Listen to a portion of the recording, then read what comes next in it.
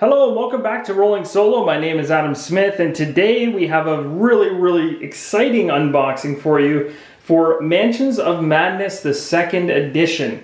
This is an Arkham Horror Files game coming from Fantasy Flight Games, which requires a digital app companion that is free. You can just go onto Android or iOS in order to pick that app up. You can also, from what I understand, pick this up for the app itself to use on PC as well. And it also shows here game designed by Nikki and based on design by Corey. I'm not going to bother saying their last names because I don't want to butcher them.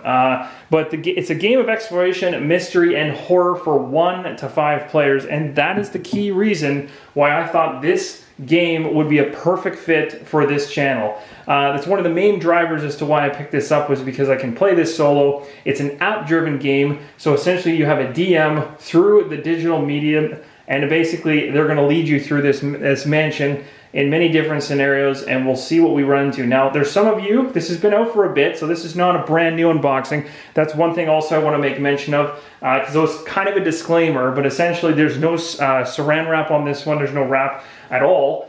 This one was purchased actually by a subscriber to this channel who lives locally to me, and I was able to pick this up from him. So hopefully we don't enjoy it so much that he comes knocking to get it back from me. But essentially this game here was kept in immaculate condition to the point that I thought it was totally valid to do a re-unboxing of a previous unboxing that he had already done. So essentially I'm going to crack this thing open. You will see a couple things in there, and I'll mention them as we go as to like what I had added or what was popped out prior to this. So big disclaimer, don't think that when this box gets opened up it's as it would be retail, because things have been punched out, things have been bagged, that type of thing. So take it with a grain of salt. It really is just mainly to show you, if you purchase it in retail, what are you going to get in this box. So let's jump right into it. One of the main drivers for me picking this up in the first place was actually due to the fact that I am quite a fan of H.P. Lovecraft's content. And to be honest, I own Arkham Horror, the base game, its expansions, every single one of them. I also own a majority of the Eldritch Horror and almost every single Arkham Horror, the card game, expansion and extra pack. So essentially, I kind of had thought for the longest time I had this thing covered. Like, I didn't really need to purchase any more Cthulhu-based type games, Lovecraftian type games. I think I had it covered. But then, you know what? Like, I have a problem with thematic games, and I do enjoy thematic games. Games like Gloomhaven to me are games, as you've seen, that things that kind of suck me in, and I enjoy playing them. Mansions of Madness seems like that type of game, and I have not watched any playthroughs. I've never seen anyone play it in front of me. I've never played it. I don't even know what to expect. I don't know what the scenarios have for me.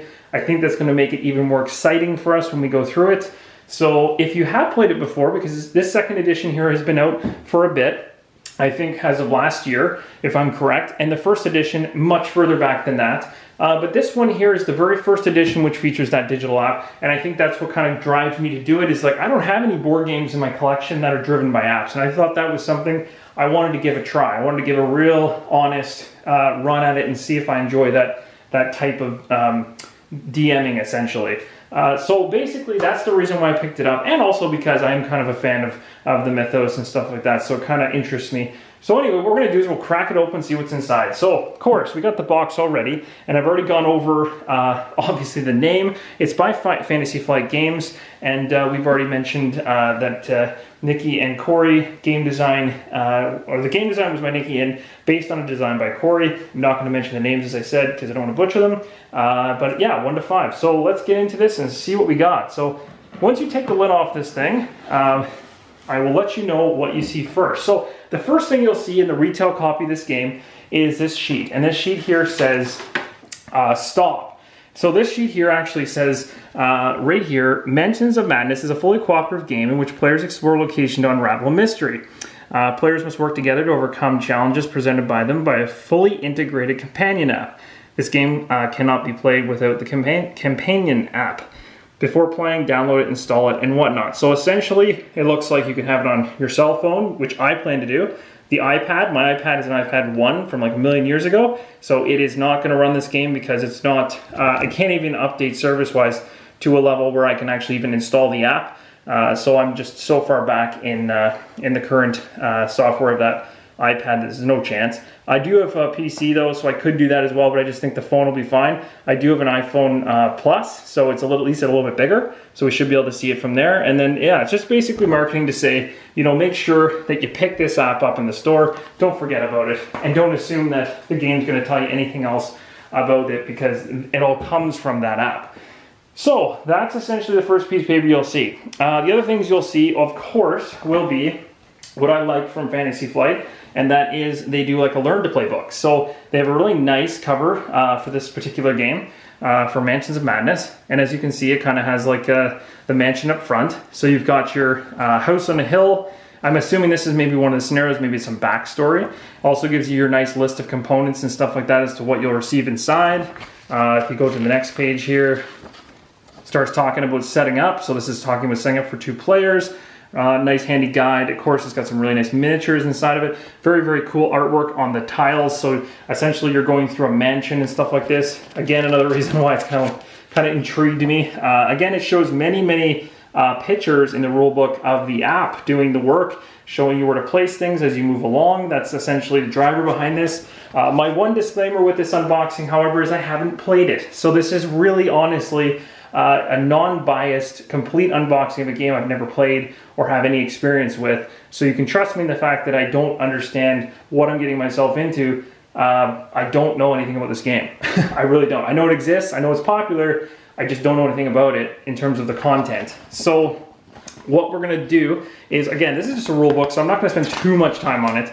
But essentially, it looks like it does a decent enough job showing the app's job, showing some nice artwork, and also laying things out. Fantasy Flight is known for doing pretty good rule books and also breaking them up in a smart way. So this essentially is enough. You read this book, The Mansions of Madness, Learn to Play book, and you should have enough to get yourself into the first scenario, would be their intention or driver behind this book. And then, of course, you've got the rules reference, and this is where you dig a little deeper. So when you're playing a game and, you know, you come across that really odd scenario in Mansions of Madness that I'm assuming you don't understand or your friend doesn't get, well, you can come into this, and it's kind of got that keyword effect where you can kind of take a look and go, oh, similar to what they did with Eldritch Horror and Arkham Horror, the card game, and they have keywords. So you can look for a keyword that's something, you know, you don't know much about clues, and there you go. You got some bullet points and important notes of clues and stuff like this. So this is your reference. This is what's probably you'll keep in front of you during an actual gameplay. And Learn to Play will fade away very quickly after probably the first couple plays as you become familiar with the generic or very standard rules that don't seem to change, or just the flow of the game in general. So once you open the box, you get this. Now, you're looking at this going, holy, if they throw all this stuff in the box like that, that looks like somebody chucked it off a mountain and then it just landed on the ground. No, it is me, so it is my fault. What I've done here is I've bagged up on my own, after punching these out already, all the individual tokens for the game. So that's kind of the reason why these are all bagged separately. I've done this. Obviously, if you pick this up brand new retail, all of these are going to be inside of punch boards that you'll have to punch out. So what we'll do is I'll just open these up and I'll give you a little look as to what you're seeing here. So this bag here, for instance, is showing clues. So obviously both sides are exactly the same, but they're just clues. And we're familiar with this kind of a look from Arkham Horror. This kind of translated over to Mansions of Madness when they probably within the first edition, and it's still continued on to the second edition. So clues, as always, in almost every Arkham Horror card game known to man, are good things and things that help you out. The things you need to find and all that good stuff. Then there's these things which I don't understand. So I've got a bag here of a bunch of, essentially what looks to me is like representations of characters. So to me it looks like, you know, if there's a man, essentially. Here's a man token, there's a child, there's a cat. So I guess this would be like you might find some things within the mansion. So hopefully this kind of gives you an idea of some of the tokens that you may see when you punch the game out. And of course, I don't know what they do yet, so this is just strictly an unboxing of that. These tiles here, I'm assuming, are things like barricades and doors. So you can kind of see it's got like the barricade look right in the middle. That looks like a window to me. You've got some pictures to hang on the wall. So these are probably going to be thematic things that are going to happen within the mansion as part of the scenario, things you're going to have to find or maybe open or look behind, that kind of thing. Again, I haven't played it, so I can't say too much about what exactly it's referring to. So Going back to the box, obviously everyone's familiar with Fantasy Flight's advertisements inside, and there you go. There's even Eldritch Horror game that I love so much. Very similar kind of style and gameplay in terms of theme, but not gameplay in terms of this game. Totally different that way. So this is where we get into where it's closer to what you would have seen retail. So these would have obviously been in punch boards, which the individual that I purchased this from secondhand obviously did that work for me. But it looks like the majority of this stuff hasn't been touched all that much. So you will get a bag of guys. You got a whole huge bag of minis. He's gone ahead and actually put, these were also in punch boards. So inside of every one of these plastic bases is kind of like a square, and I'll open it up for you guys.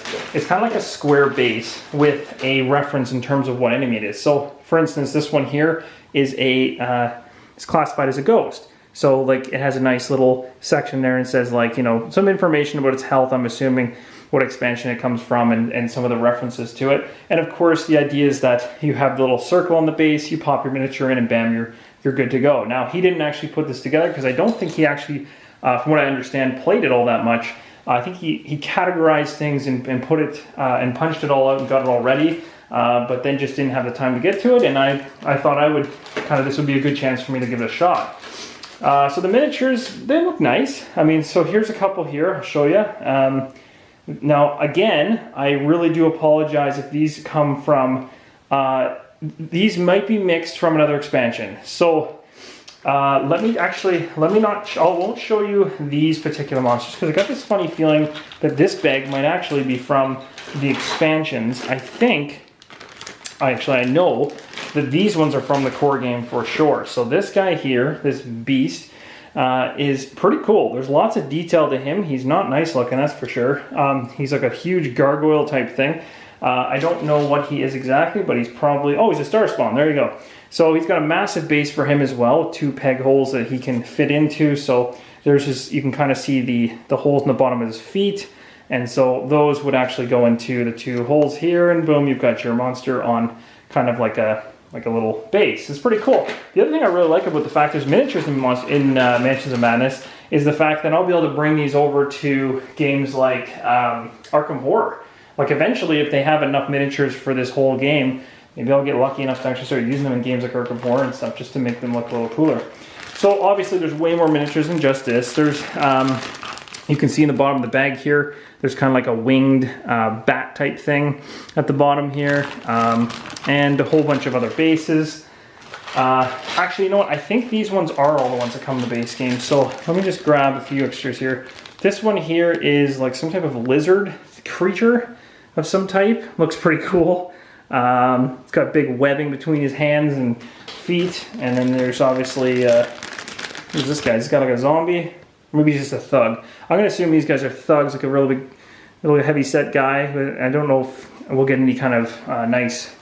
can you focus there for a second? And there we go. So he's pretty cool. There's some decent detail to him too, like for painting and stuff like that. So, you know, it's up there. It's nice. Then you've got, of course, your character minis. So these are going to represent all your investigators that you actually can play. So your investigators are going to obviously have player boards, which I'll pull in a second. But these are essentially going to represent them. So everything in this game is miniature based. You're going to have a miniature for pretty much for everything, unless of course you get a plastic token for like a window or something. So this is one of the characters there. It looks like there's some decent detail to him and stuff like that. He's got like, you know, it'd be fun to paint him. I could see how that would be entertaining, and I'm into painting myself, so I likely will do that. There's another one here. It looks pretty cool. A lot of like you can kind of see the flow of the cape and stuff. So yeah, painting these will be pretty fun. I'll have to try to see if I can spend some time doing that. Here's a girl here, I think, holding a candlestick. Sorry. Yeah, pretty cool. And there's a bunch more. So I think there's in this bag. I think there's a total of 8, if I'm not mistaken. Starting investigators in the base game, and then from then on out, obviously the expansions will add more of them. So it's pretty cool. I'll just throw these out and we'll start. Maybe I'll put a few of them up at once. So here's 1, 2, 3, and 4. So there's like 4 of them right there. Yeah, so they're very, very cool. They're and some of them are the guys with a cane. You guys, looks like one girl's running, and someone else is kind of like a librarian. So very, very cool. And they all look a little different, so that's nice. Of course, you've got the inside, you'll actually get the Fantasy Flight player boards. Now, the one thing with the player boards I will mention, because I did read this on a forum, and I don't know how I stumbled upon that, because I don't know much about this game, but somehow I heard this. But essentially, these I know are a little bit thin. So the only downside to these cards is they're still regular card stock, so they're still thick, but they're just not like as hard as some player boards are. So these, from what I understand, are Tarot size cards. So if you're going to go ahead and pick up sleeves for these, which I probably would advise, because you know, they're going to get used, they're going to get bumped around a lot and stuff like that. I have Tarot size Fantasy Flight sleeves, so I'll be sleeving these up in order to protect them going forwards, just so that they don't get beat up.